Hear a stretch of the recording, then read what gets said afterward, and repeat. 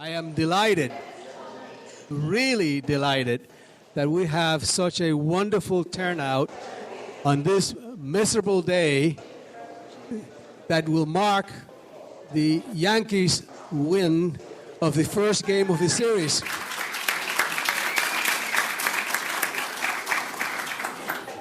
For those of you who are new to the event, let me tell you a little bit about the presidential lecture series.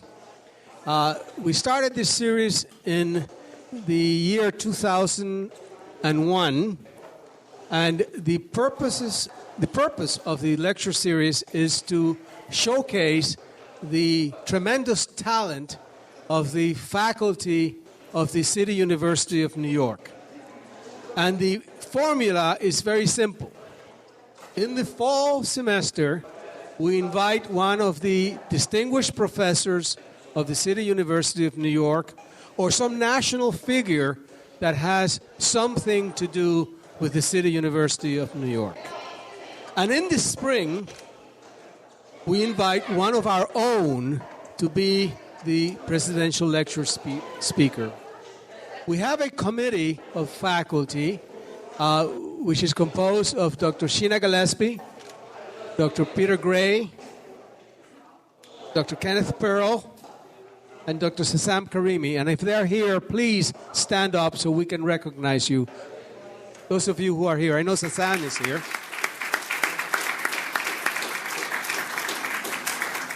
These are the individuals who bear the brunt of the consequences of asking the wrong speaker to come and speak to you. But they haven't missed yet. And frankly, I think that today we have one of the most popular, the first time that we have a television star among our midst, and the first time, well, maybe not the first time, because every academic senate you have one of those, but the first time we have one of the recognized 100 brightest people in New York City by New York Magazine.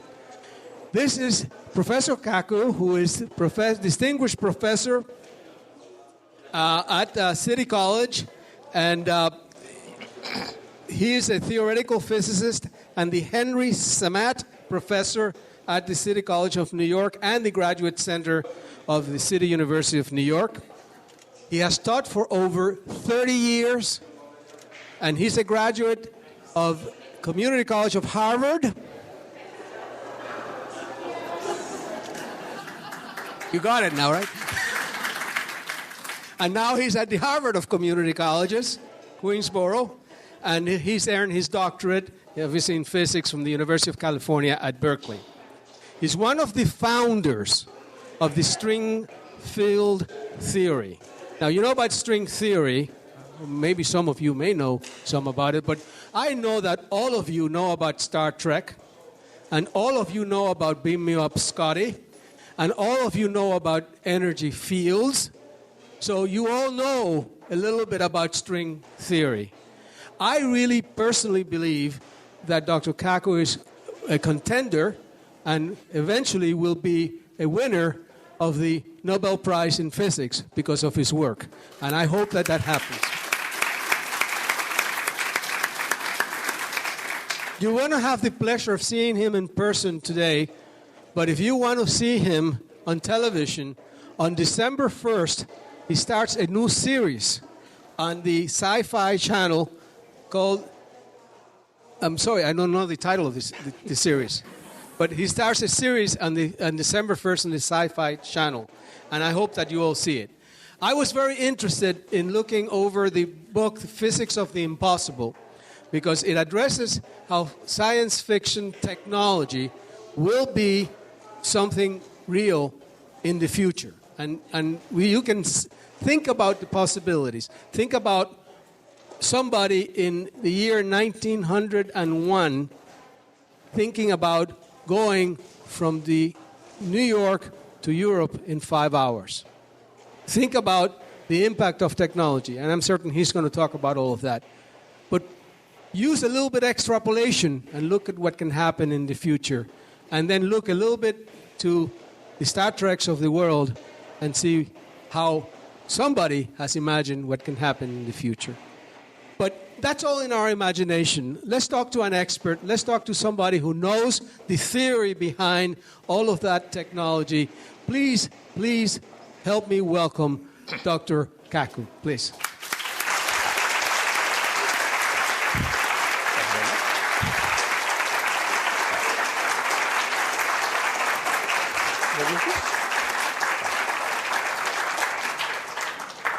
Thank you very much. After such a great introduction, I can't wait to hear the speaker myself.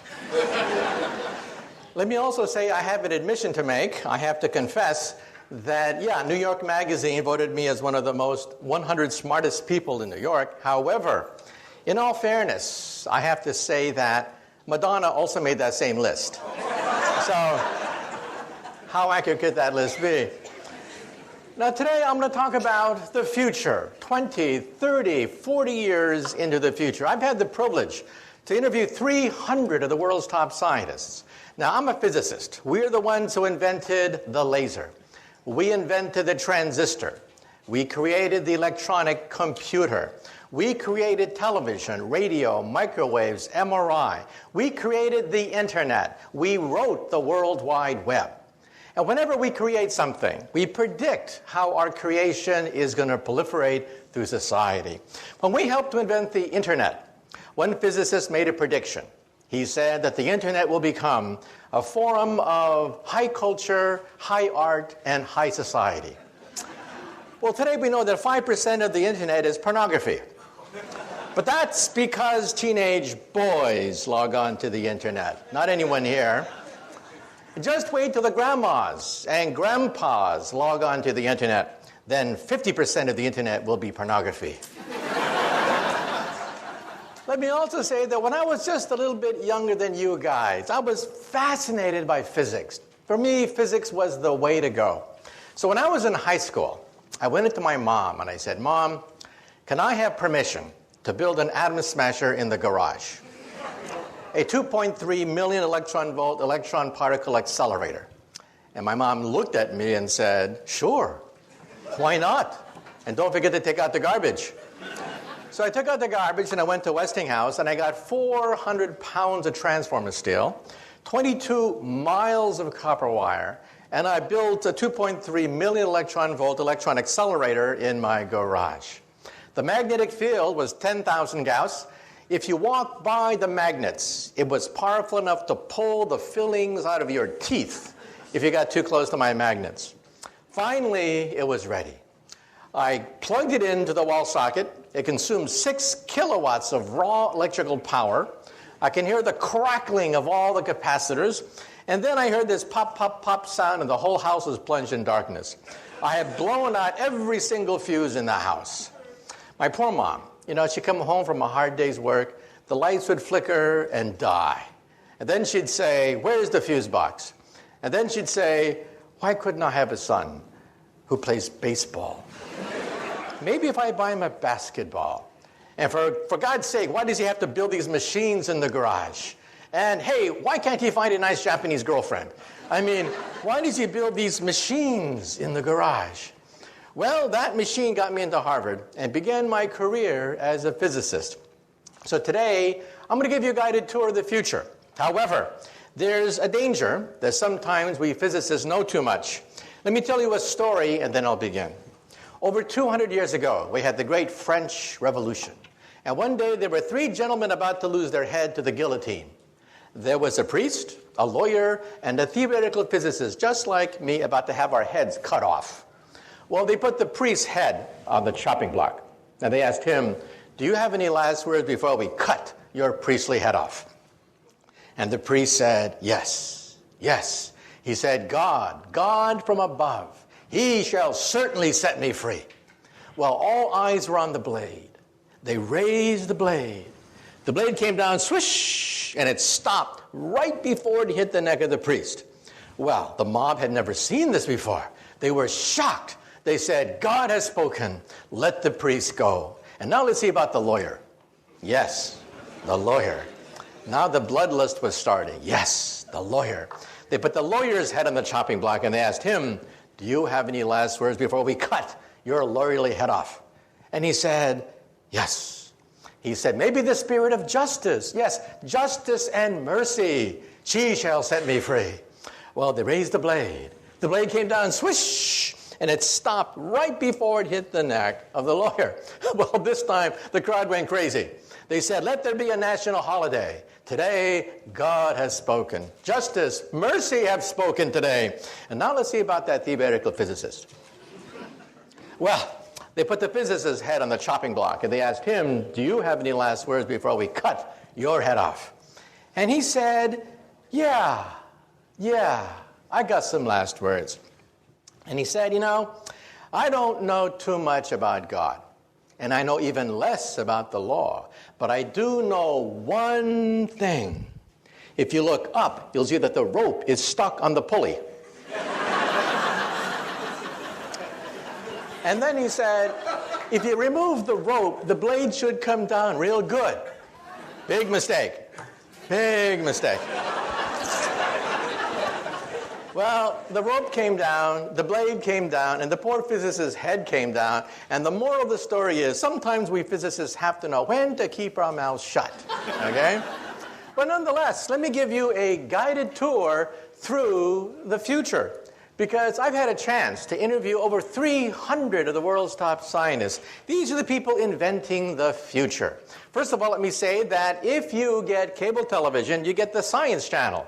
On the Science Channel, starting December 1st, as was mentioned, my book, Physics of the Impossible, is going to be appearing as a weekly TV series that I'll be hosting. Watch for it December 1st, every week after that. They call it Sci-Fi Science, Physics of the Impossible.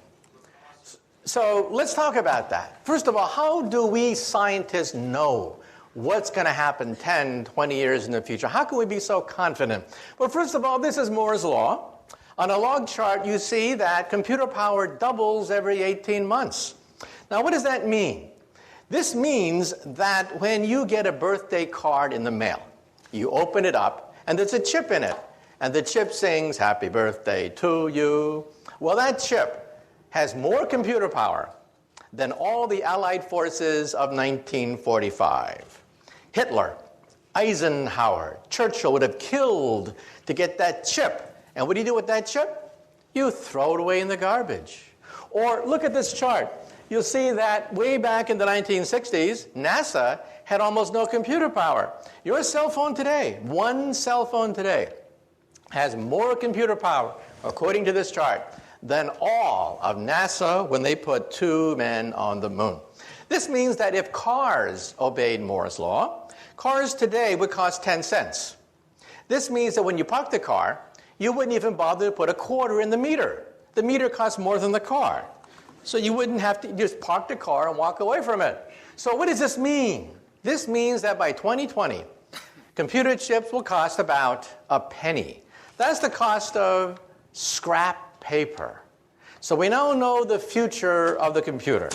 The future of the computer will be everywhere and nowhere, hidden in the walls, hidden in the fabric of our life, just like electricity is, everywhere and nowhere. And this is the internet. We wrote the World Wide Web. The World Wide Web was written by a physicist to keep track of subatomic particles. And you can see here that the internet corresponds to prosperity. Where there is the internet, there's prosperity, there's commerce, science, finance. Where there's no internet, there's poverty. So one thing that we physicists do is we create something and then we simply give it away for free. So how will you communicate with the internet in the future? These are glasses that have full internet capability. You can download any website, any movie, do emails from these things, and they will also recognize people's faces. How many times have you bumped into somebody on the street and you say to yourself, who is this person? Jim, John, Jake, I know this person. In the future, your glasses will say, it's Jim, stupid, remember? You met him last week. Do you want to see his entire biography for you in your glasses? And let's say you're at a cocktail party. You're looking for a job, and you don't know who the heavy hitters are. In the future, you will know exactly who to suck up to at any cocktail party. Well, let's say you don't want to look like a refugee from Star Trek. In the future, Glasses will be fashionable with full internet capability. They can be flashed directly into the retina of your eye. They can be flashed right onto the screen of your glasses or used as like a jeweler's lens as an attachment to your glasses. Fashion models will be wearing these things. Young people will demand to have full internet capability, any video, any movie, any website, any music, downloaded via your glasses. Now you may say to yourself, wait a minute. Maybe I don't wear glasses. No problem. In the future, they'll be in your contact lenses. These are internet contact lenses that we physicists are trying to build. Imagine taking a final examination. Ha! Immediately the light bulbs begin to flash, right? Think of taking a final examination. You realize that in the future, professors are going to have to throw out their final exam because you can't simply record memorization on a final exam anymore. You'll have to convey concepts, principles, rather than memorizing the names of the crystals or the shapes of the minerals or whatever. Imagine full internet capability in your glasses. Well, we physicists are working on this even as we speak. Imagine, for example, going to a foreign country. You bump into somebody and they start to talk to you in a foreign language. No problem. In the future, you will see subtitles. Subtitles of a foreign language in your contact lens. And let's say you visit the ruins of Rome. It's such a big disappointment. You read about the great Roman Empire, and then you see all that's left, almost nothing left of the empire. You go to the Roman Forum, and you only use imagination, thinking of Julius Caesar and Mark Antony at the Roman Forum. No problem. Your contact lens will recreate the full animation of the height of the Roman Empire as you walk through the ruins. This is called augmented reality, not virtual reality, a mixture of reality with animation, with subtitles, with translations. Let's say you're driving a car. Your contact lens will give you exactly how fast you're moving, how much gas you have, and will even point out landmarks as you are driving. GPS, all of that, without ever having to leave the steering wheel of your car. So this is what happens with Moore's Law. That computer chips will cost a penny, like electricity. They'll be everywhere and nowhere. When you walk into a room today, what do? You look for the light switch, right? The first thing you do is you look for the light switch. You assume the walls have electricity, even though it's invisible. In the future, when you walk into the room, the first thing you will do is look for the internet portal. You will assume the room is intelligent. So this is your cell phone of the future. This is how you will communicate with others. One screen for any video, one screen for any website, one screen for any movie that's ever been done. You'll access the entire database of the planet Earth almost for free. And let's say you have a BlackBerry. You know how tiny that BlackBerry's a typewriter is? Well, in the future, we'll have e-paper. You'll simply scroll out paper, which is intelligent, and you'll type on that sheet of paper. So your cell phone is an entire PC. In fact, it has more power than a supercomputer of today. In fact, wallpaper will be so cheap that when you put up wallpaper, it'll be intelligent. Wallpaper will be as intelligent as your computer today. This is your living room of the future. This is how you will communicate with people. Let's say you're on a college campus, and let's say it's Friday night, and you do not have a date. We all know what you do. You get stone drunk. In the future, you'll go up to the wall screen, and you'll say, "Mirror, mirror on the wall, who's available tonight?" The wall screen will then contact all the other wall screens that are out there. The wall screen knows exactly the kind of person you like, physical characteristics, age, whatever, and hook you up to whoever else is looking at their magic mirror and saying, "Mirror, mirror on the wall." Then you'll go out and have some fun, come back to your apartment, and then you want to see a movie. So you'll say to the wall screen, "Mirror, mirror on the wall, we want to see Casablanca, except Remove Humphrey Bogart's face and put my face instead. And remove Ingrid Bergman's face and put my date's face instead. Now, some people are a little bit afraid of this, but realize that when the internet was first created by we physicists, it was male, it was hierarchical, it was to dominate over the Soviet Union. Why did the Pentagon give us millions of dollars to create the internet? It wasn't so that you could email your friends. That's not why we physicists created the internet. It was created to dominate a nuclear war with Russia so we can communicate and rebuild America after New York City is in ruins, Los Angeles, Chicago are vaporized. That's how we're going to recreate America after World War III. Today, the internet is female. 51% of the users of the internet are women, and they use it to touch people. That's what it's all about. Technology looks frightening when you don't know it. But then you realize the whole purpose of the technology is to be female, to touch people, make contact with people. So the internet has flipped from being a war-fighting device to be a device that allows you to communicate to all your friends. That dog, for example, on the left, is a cyber dog. It doesn't really exist. It babysits your kids, runs, barks. That dog does everything except pee on your carpet. Let's say it's Thanksgiving time and you're lonely because one son's in Australia, another one's in Russia, another one's on the South Pole. No problem. You'll all gather around your all wall screens. You'll put on your contact lenses and you will see everybody around the dinner table as you carve up the turkey in cyberspace.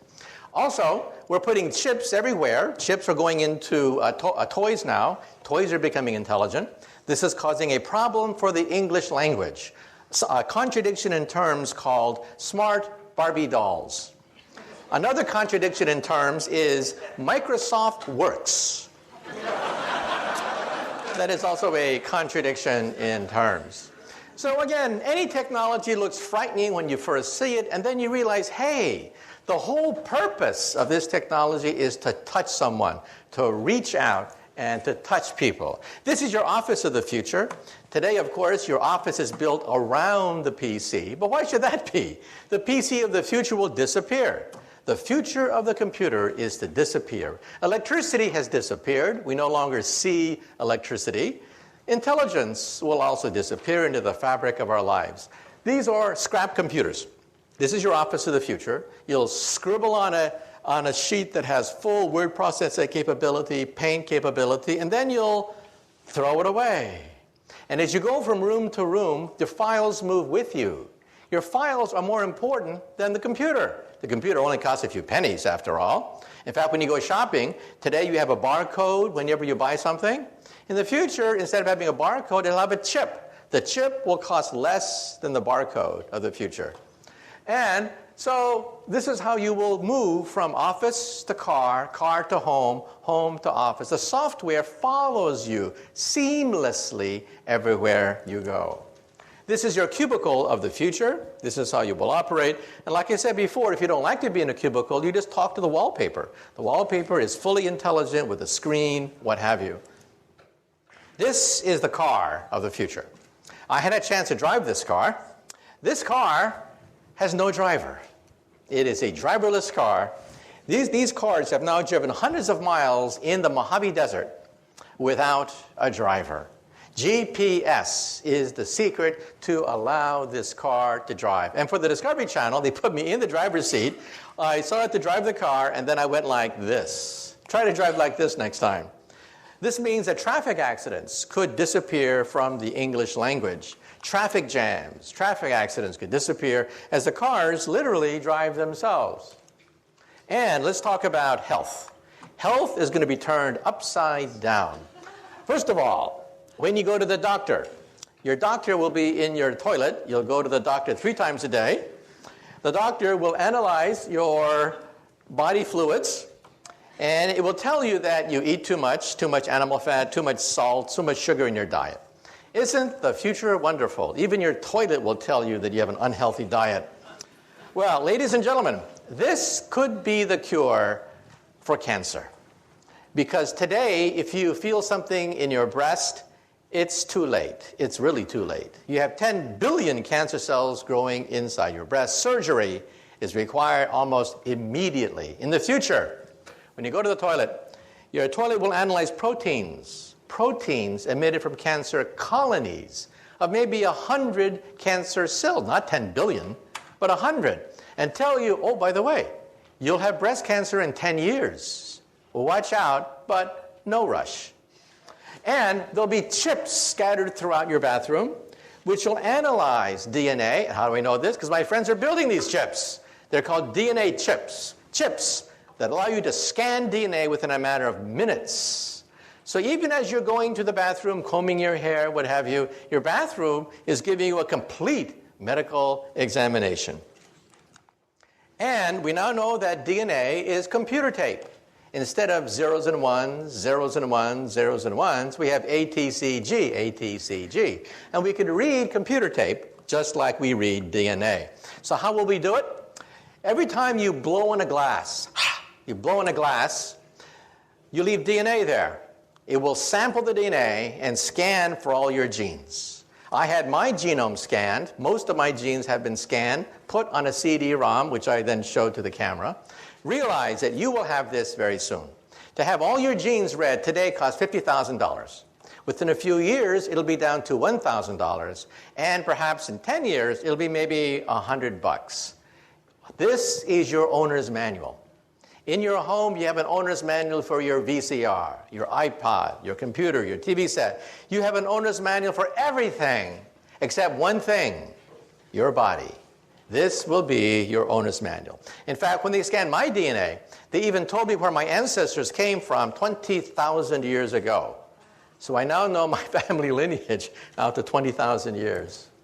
So what will it be like to go to the doctor's office? We will not only scan your DNA. If we find something wrong with an organ, we will replace it and grow another one. This is an ear, except it's made out of plastic. Plastic sponge that dissolves with time.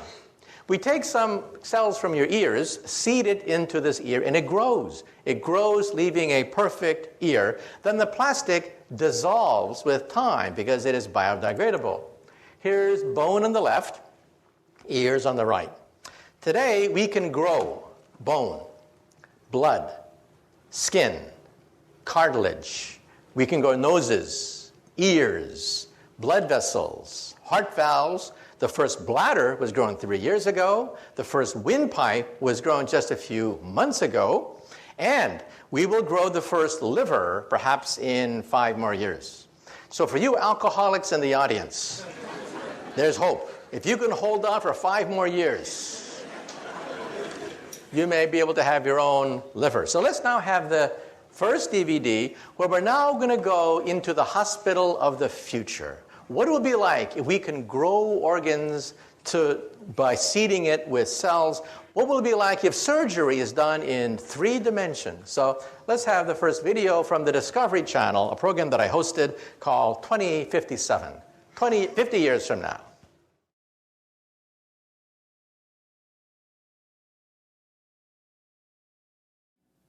So, as computer power doubles every 18 months, it means that every aspect of our life, finance, commerce, health, is going to be turned upside down as we begin to realize that computer power can enrich our lives. This is the world's first bladder, a human bladder that was grown from a young girl's own cells and implanted into that young woman. That was 3 years ago, a development at Wake Forest University where we taped changed history. And within 5 years, we hope to have the first pancreas, the first liver, perhaps even the first kidney. These are the frontier organs that are now being looked at to be grown in the laboratory. The first windpipe was grown just 3 months ago, and in mice, we actually grew an entire heart. An entire mouse heart was grown just last year. And how is it possible? Because computer power means that we can sequence genes, we can put doctors in touch with each other. It has accelerated medical advances. And now, let me say a few things about artificial intelligence. One day, will we have robots, the robots that we see in science fiction? Well, this is Asimo. Asimo is the world's most advanced robot. Asimo can run, Asimo can walk, climb up stairs, Asimo can dance. In fact, Asimo can dance better than me. I had a chance to meet Asimo, and the question is, how smart is our most advanced robot? And can these robots even have emotions so that we can bond with them? Let's have now the second video, where we will now go to Tokyo. We're now going to go to Tokyo and meet the world's most advanced robot. And the question is, well, one day, will they become smarter than us?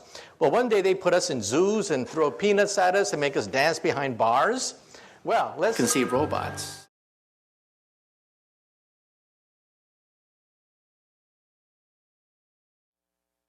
The question is, how smart are our robots? Well, one day, will they be smarter than us and put us in zoos? Well, first of all, here's the governor of California in a very bad mood. So, well, one day, will we have to deal with mad governors?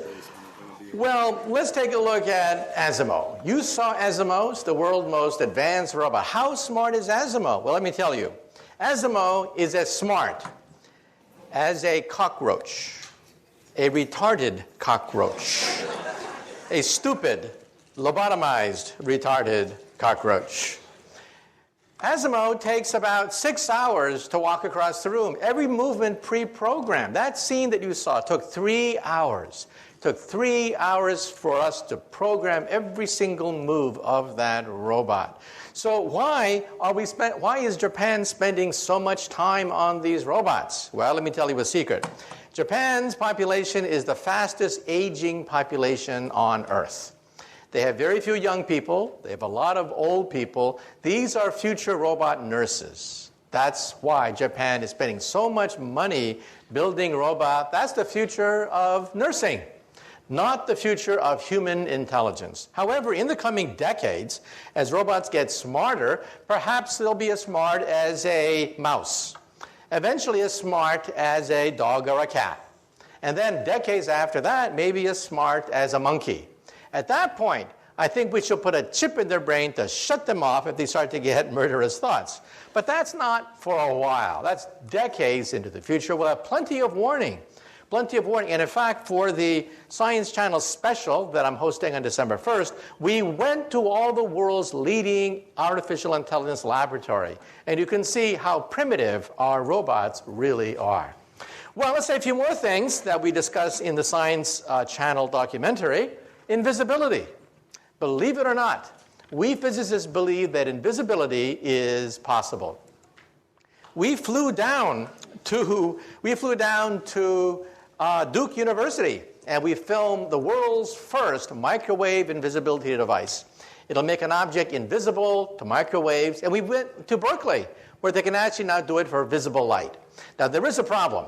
If you are inside an invisibility cloak, you cannot see outside. It's only a one-way trip. Therefore, if you are inside the invisibility cloak, you need to punch 2 eyeballs so you can see outside.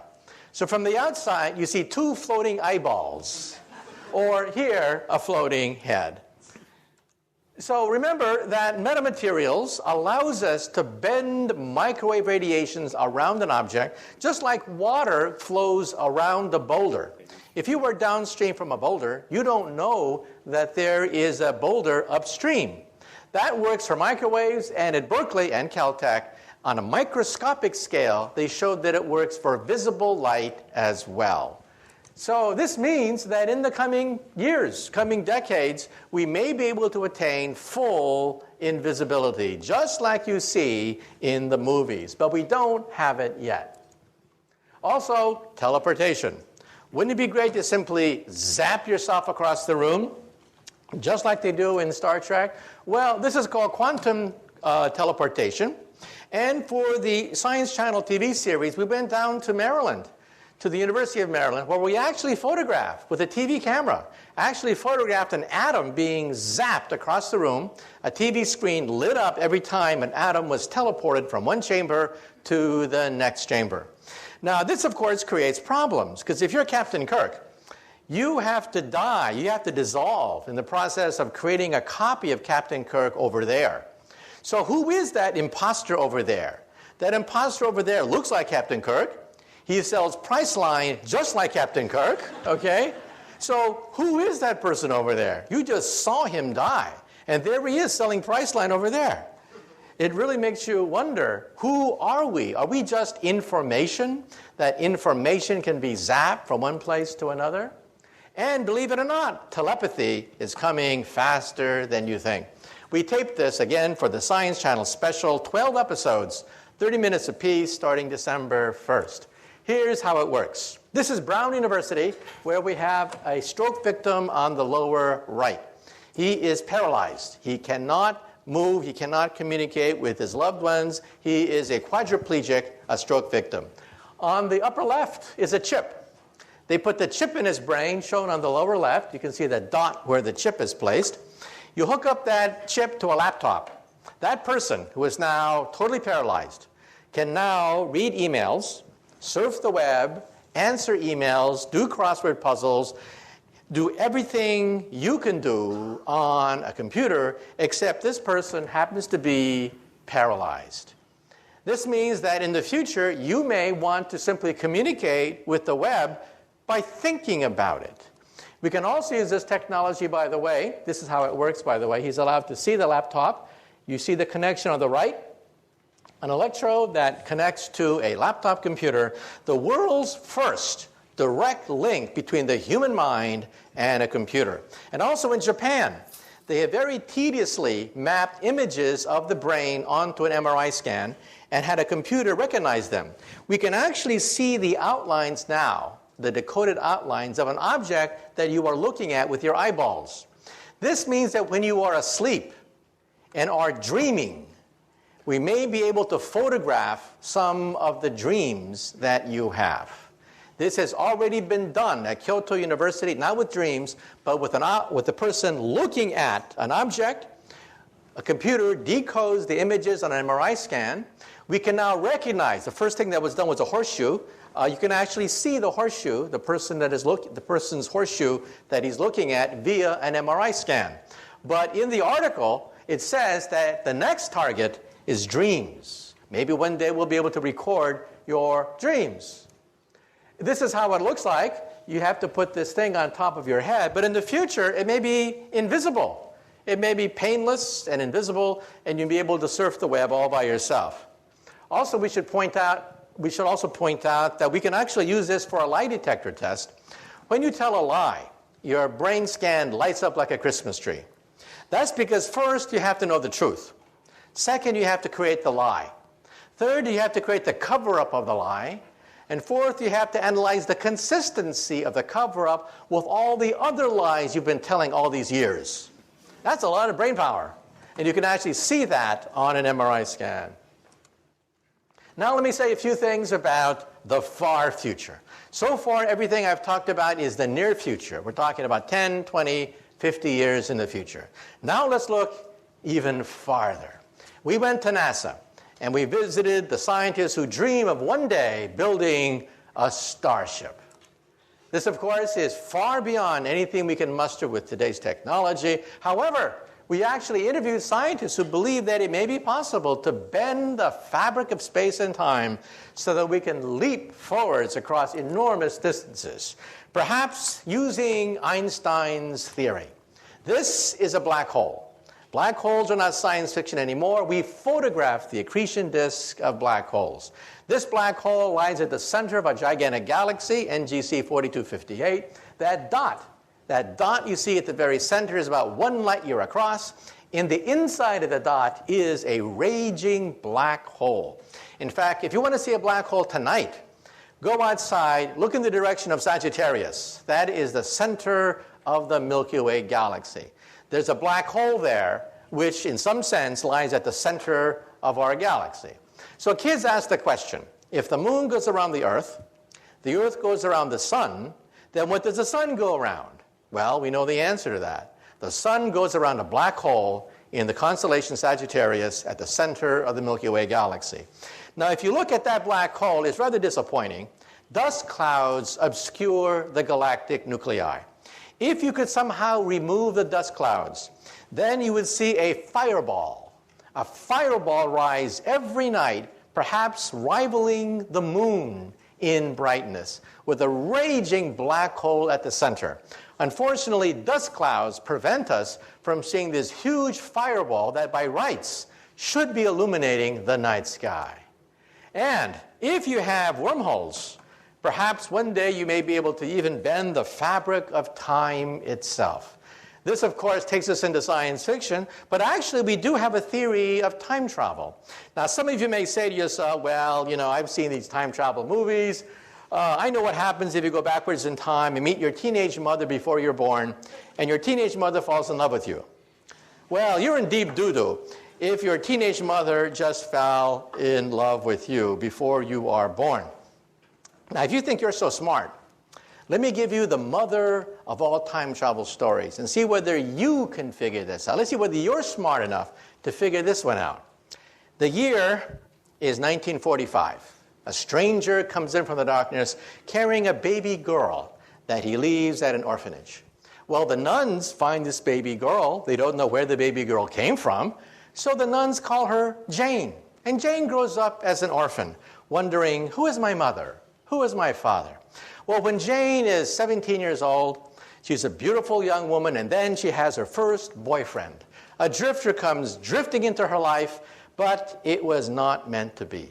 They quarrel. She argues with her boyfriend, and it's a very sad story. First, she finds out that she's pregnant. Her boyfriend has left her. She's abandoned and pregnant. She's rushed to the hospital 9 months later. She delivers a beautiful baby girl, but somebody that night breaks open the window of the hospital, kidnaps Jane's baby girl, and leaves in the darkness. Well, it's even worse than this. Jane is bleeding very rapidly. She's going to die. The doctors have to perform an emergency experimental operation. They have to change Jane into Jim. Well, Jim wakes up the next day with this huge headache, and he's told the bad news. First, the boyfriend left her pregnant, somebody stole her baby, and now she's not even Jane anymore. She's Jim. Well, Jim grows up and becomes a barroom drunk. Every time someone says, "Who are you, Jim? Where did you come from? Who was your mother or your father?" Well, finally, Jim one day is once again stone drunk at the bottom of a bar after a bar fight. But the bartender comes up to him and says, Jim, wake up. You see, I'm not really a bartender. I'm a time traveler. Come into my machine and let us find out who is this Jim/Jane. So they go back, way back into the past. So poor Jim, he doesn't quite know where he is in the past. But suddenly, he meets this beautiful 17-year-old girl. And it's love at first sight. But it was not meant to be. They quarrel. And then Jim finds out that his girlfriend is pregnant. And then Jim says to himself, oh my God, history's repeating itself. This happened to me. Well, I'm going to make sure that my baby gets the best education possible. That night, 9 months later, Jim goes to the hospital, breaks open the window, kidnaps his own precious baby girl. And then Jim and his baby girl go back into the time machine. Again, way back into the past, until it is 1945. It is a dark and stormy night. Jim comes in from the darkness carrying his precious baby girl that he drops off at an orphanage. Well, the nuns don't know what to do with this baby girl they find the next day, so the nuns call her Jane. And Jane grows up wondering, who is my mother? Who is my father? I was left as a foundling on the doorstep of this orphanage. Well, Jim finally gets it together. Jim says, I don't want to be a drunk all my life. I'm going to join the Time Traveler's Corps. So Jim has many heroic exploits in the annals of time.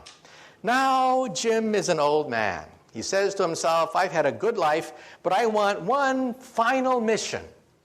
For my last mission in time, I'm going to go backwards in time, put on a wig, to impersonate a bartender, to meet a certain barroom drunk who just got into a fist fight because someone said, who are you, Jim? Who is your mother? Your father? Now, for 10 points, who can tell me, who is Jim's mother? Father, son, daughter, granddaughter, grandfather, great-great-grandfather, in the back. Yeah, Jane is a family tree unto herself.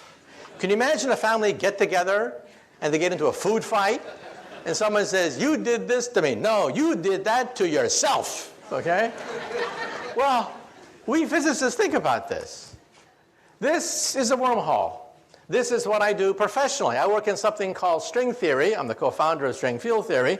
And we think that perhaps the fabric of space and time can be bent. In which case, perhaps you just may be able to go backwards in time. However, the energy necessary for this is the energy of a black hole. So this is not for us anytime soon. However, 150 years ago, there was a gentleman in England, a mathematician at Oxford University, who wrote the first book on wormholes. Who was this professor of mathematics at Oxford University? Does anyone know the name of this Oxford University professor? His name was Professor Charles Dodson. He could not write under his real name because he was an Oxford professor. So what did he create? A pseudonym, Lewis Carroll. This is the world's first representation of a wormhole in the English language, written by a distinguished professor of mathematics at Oxford University who wrote under a pen name, Lewis Carroll. In fact, Queen Victoria was so enchanted by Alice in Wonderland that she wrote Professor Dodson a letter. Queen Victoria said, please, please, please, give me your next book, which he did. It was a treatise on higher mathematics that he sent to Queen Victoria, okay? So now let's say a few things. Some people say that, well, if this is for the future, let's talk about the future, far future. When we physicists look in outer space, we don't look for little green men. When we look in outer space, we look for type 1, type 2, and type 3 civilizations. A type 1 civilization has the power of an entire planet. They are a planetary civilization. They harness the weather. They can play with thunderstorms. They play with hurricanes and volcanoes. That's type 1. Type 2 is stellar. They consume the power of a star, like the Federation of Planets on Star Trek. Star Trek would be a very typical type 2 civilization. Type 3 controls the power of an entire galaxy, like the Empire of Empire Strikes Back. Once they had William Shatner on StarTrek.com, and he was answering all the questions of the Trekkies. The Trekkies would ask William Shatner questions like, what is the fourth dimension? What is antimatter? What is a black hole? And William Shatner was getting more and more frustrated. The people at StarTrek.com said, finally, he got so frustrated, he pounded on the desk, and he said, damn it, I'm an actor. I know nothing about Star Trek. About the fourth dimension, antimatter. Get a physicist. Ask me about Priceline. Anything. So they had me on later, and I had to answer all the questions of a Trekkie. Well, Star Trek is a type 2 civilization. They can barely harness the power of a star. This is type 1. A type 1 civilization is planetary. In about 100 years, we will be a type 1 civilization. What are we today? We are type 0. We don't even rate on this scale. We get our energy from dead plants, oil and coal. This is type 2.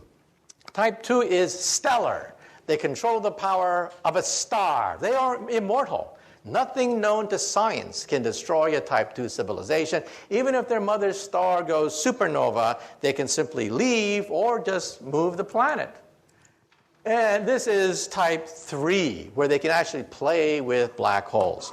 I once gave this talk in London at the planetarium there, and a little boy comes up to me, about, age 10, real pest. He comes up to me and he yanks on my pants, and he says, Professor, you're wrong. There's type 4.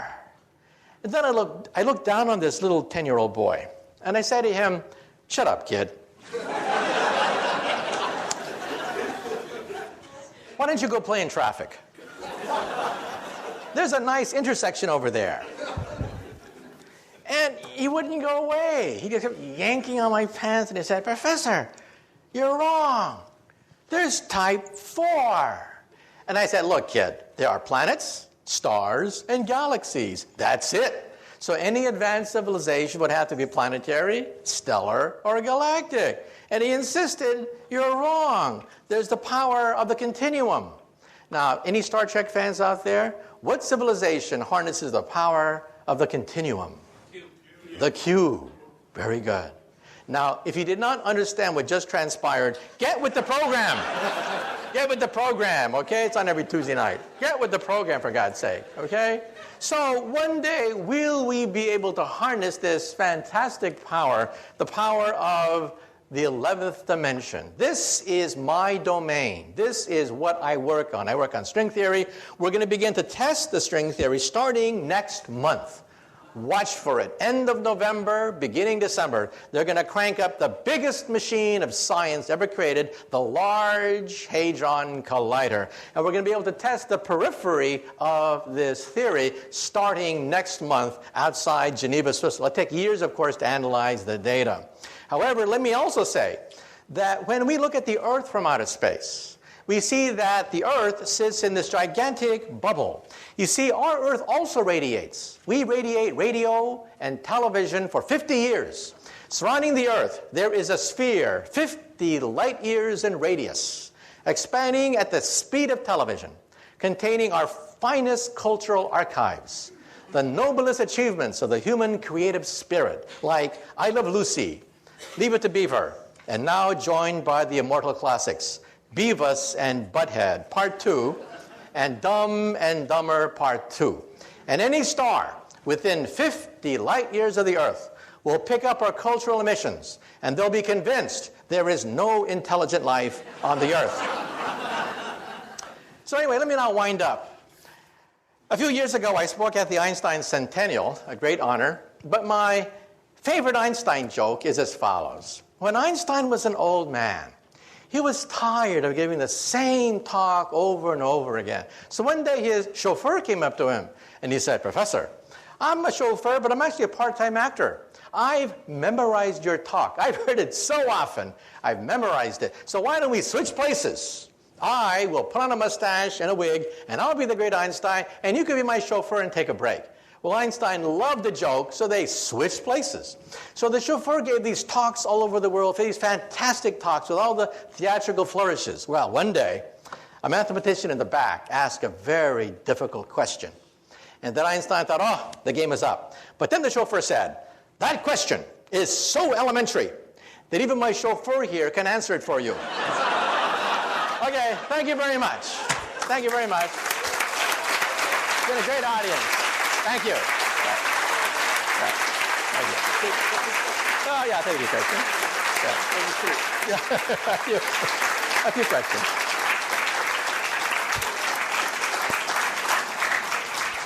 Wonderful, right? Really wonderful. Dr. Kaku will take 2 or 3 questions because the time is short. So you have a question.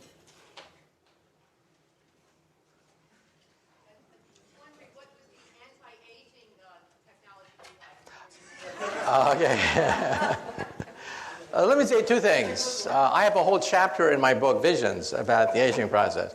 First of all, if you go to a drugstore, you see all this advertisement, anti-aging this, take 10 years off your face, 10 years that. How can the FDA allow all these fraudulent claims to being made? So I actually interviewed an FDA official. He said, the Food and Drug Administration can only monitor things that penetrate the skin. Medicines that penetrate the skin. Anything that does not penetrate the skin, they cannot monitor. But then, if it doesn't penetrate the skin, it doesn't work.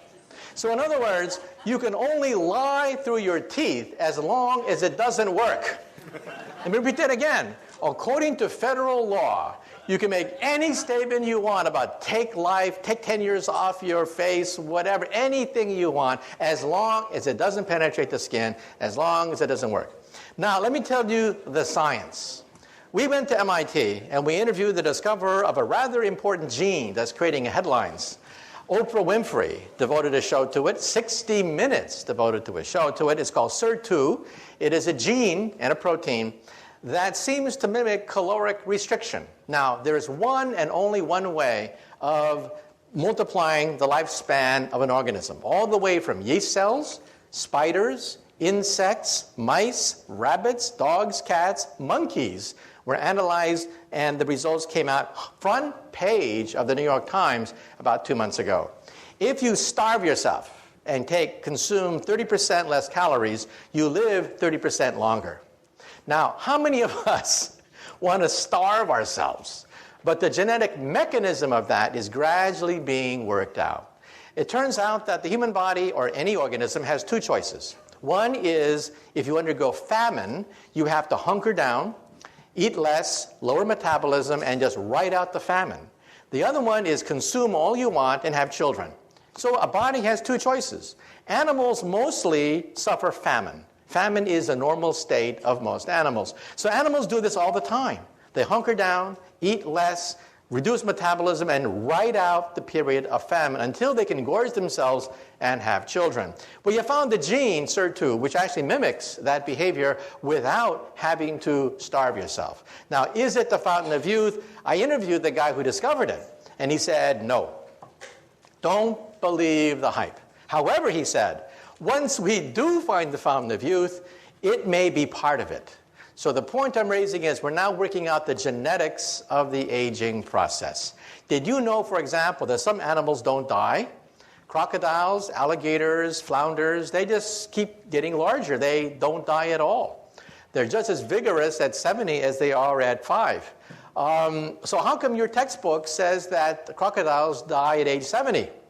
That's because the zookeeper died at age 70, okay?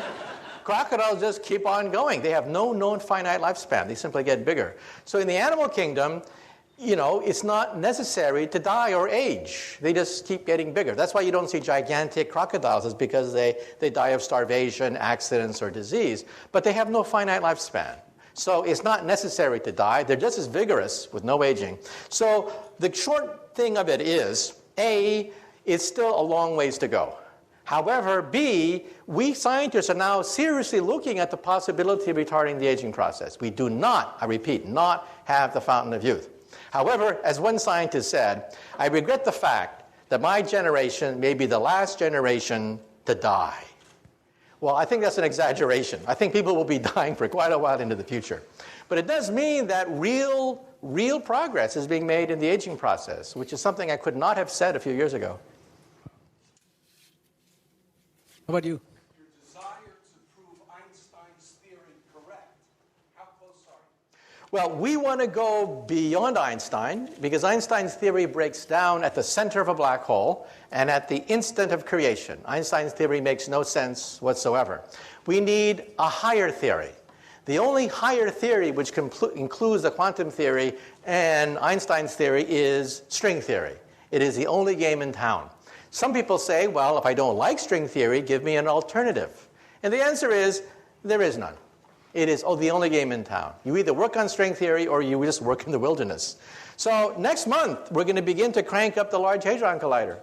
Now, the Large Hadron Collider will not eat up the Earth, as some people claim, because every day cosmic rays from Mother Nature rains radiation on the Earth more powerful than anything we can create with this pea shooter called the Large Hadron Collider. So we're going to begin to test the periphery of the theory. The theory itself is too difficult to test directly, but we hope to find indirect proofs by looking for what are called sparticles. Sparticles are superparticles, a new class of particles that we hope to create with the Large Hadron Collider. And again, it'll take a few years to analyze the data, but the machine will be cranked up next month. By the way, I just spoke in Texas last month, and the people in Texas know that they had the Super Collider to be built outside Dallas, Texas. The Super Collider was to be 3 times bigger than the Switzerland machine. So how come it's not based in the United States? How come we have this brain drain to Switzerland? Well, it's because in 1993, there were cost overruns on the Super Collider, and in the last day of hearings, a congressman asked a physicist in the last day of hearings, quote, will we find God with your machine? On the last day of hearings. Everything hinged on this one answer. So the poor professor of physics said, we will find the Higgs boson. At that point, you could hear all the jaws hit the floor of Congress. $11 billion for another goddamn subatomic particle. The vote was taken the next day, and our machine was canceled. And that's why we have this brain drain to Switzerland right now. Since then, we physicists have been replaying that question over and over and over again in our minds. How should we have answered that question? Well, I would have said this. I would have said God. by whatever signs or symbols you ascribe to the deity. This machine will take us as humanly possible to his or her greatest creation, Genesis. This is a Genesis machine. It'll recreate on a tiny scale the most momentous event in the history of our universe, its birth. Instead, we said Higgs boson, and our machine was canceled. I should hope that the next time we get asked that question, we think about the answer a little bit more. Okay, one last question. Last question. About right there. I'm curious about ethics, and I wonder if, you seem like a really smart person, but some of that technology you described at the beginning in the hands of some not so intelligent people seems like you can set up a big brother situation very quickly, like the doctor in my toilet. Okay, first of all, when people ask about 1984, I had a chance to go back to 1984, rereading it again when I was writing my book, Visions. And I realized something. The internet could have been a device like what happened in 1984. A device which monitors everything, knows everything. However, an event happened, and that is the Soviet Union broke up. The internet was a war-fighting machine. Secret, for the most part, devised by military scientists, used by physicists like myself. But after the breakup of the Soviet Union, the National Science Foundation did something rather momentous. They gave it away for free. For free, they gave it away. Today, it is impossible to recreate 1984 because the internet is everywhere. If the President of the United States were to try to ban the internet, the reaction would be laughter. People would just laugh at him. It's unstoppable. So I think 1984 is not possible. However, there was another book written around that time. And that other book was called Brave New World by Aldous Huxley. That's a book that we really do have to worry about, because in that book was set 600 years in the future. In that book, they have cloning. In that book, they have drugs everywhere. In that book, they have the stratification of the human species. In that book, well, we have about 80% of that book today. Forget 600 years in the future.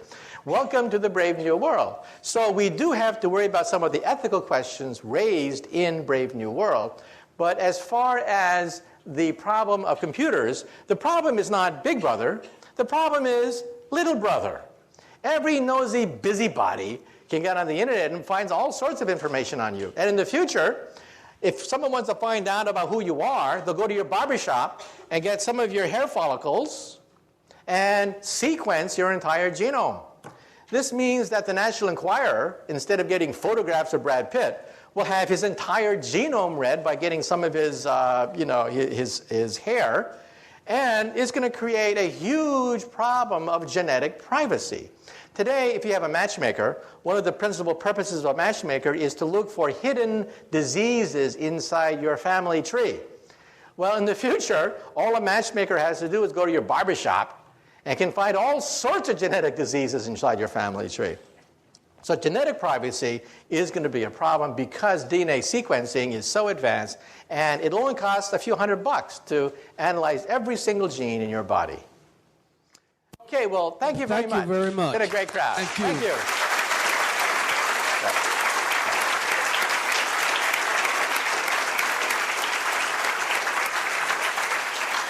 There are some refreshments outside, and I'm certain that if we do not overcrowd him, we might be able to have some contact or some personal discussions with Dr. Kaku.